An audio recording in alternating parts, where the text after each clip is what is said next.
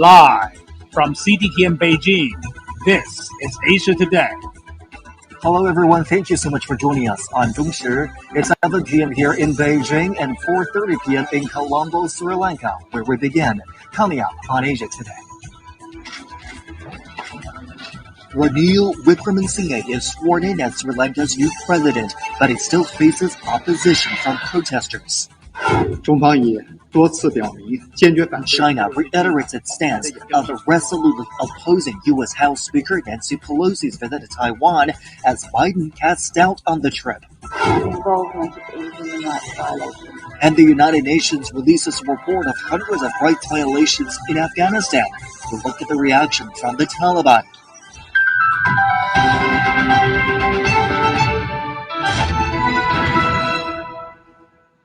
Our top story this hour, Ranil Wickremesinghe has been sworn in as the new president of Sri Lanka.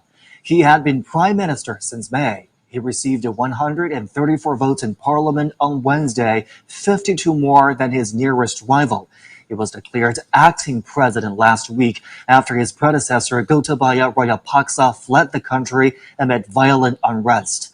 Protesters have warned of further demonstrations over the installation of Wickremesinghe as president. And Dr. Srimal Fernando, an advisor on new regional diplomacy, also joins me now from Colombo. Srimal, protesters say the new president is nothing more than a proxy for the old guard. Is that fair? Does that label have merit? Thank you very much, Zhong Shi. And I mean, the new president, a six-time prime minister, got elected through the parliament, but not through the people's mandate, right? And during the last 8 months, the opposition parties and even the independent breakaway MPs from the ruling party, as well as the People's Power movement, that's the struggle that has been happening, have been requesting for an interim government and the resignation of the president and the prime minister, and within that 6 months' time to have a general election or an election, so that the people's mandate and their wishes will be seen. But however, this has not happened. And with that, the people are requesting for a system change, these youth as well as the opposition parties. These are the things that the new president will have to oversee. He is trying to garner the consensus of the political parties that represent different ideologies. But are these 225 MPs really representing the people's wishes?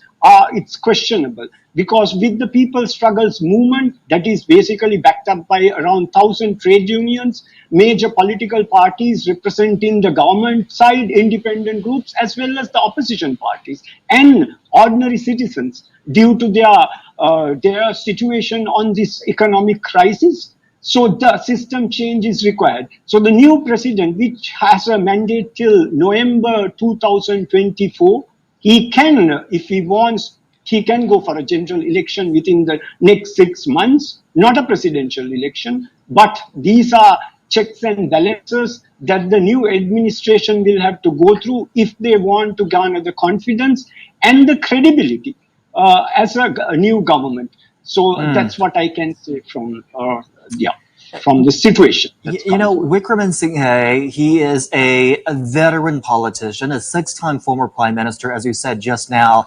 Talk to us a little bit more about his political experiences, his reputation, and what, if any, experience he can draw from his political career that will help him govern as the country's new president.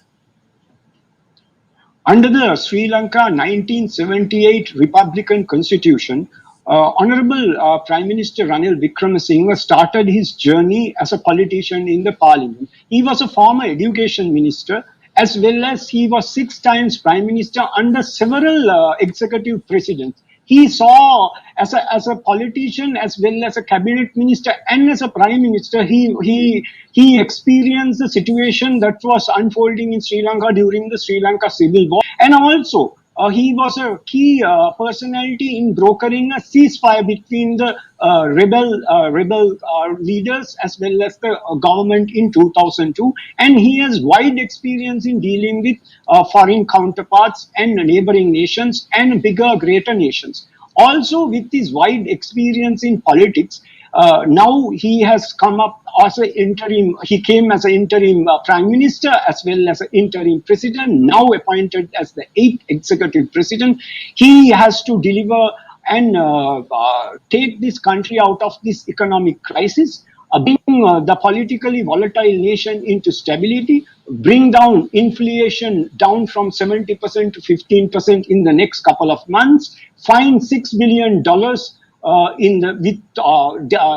negotiating with multilateral organizations like IMF or bigger nations or neighboring nations to bring relief, as well as reduce the fuel queues and power cuts, and bring the monthly fuel bill from $650 million to $350 million, and also bring about confidence to the political landscape in the country, so that political stability is important to resolve the economic crisis and bring a system change in this country.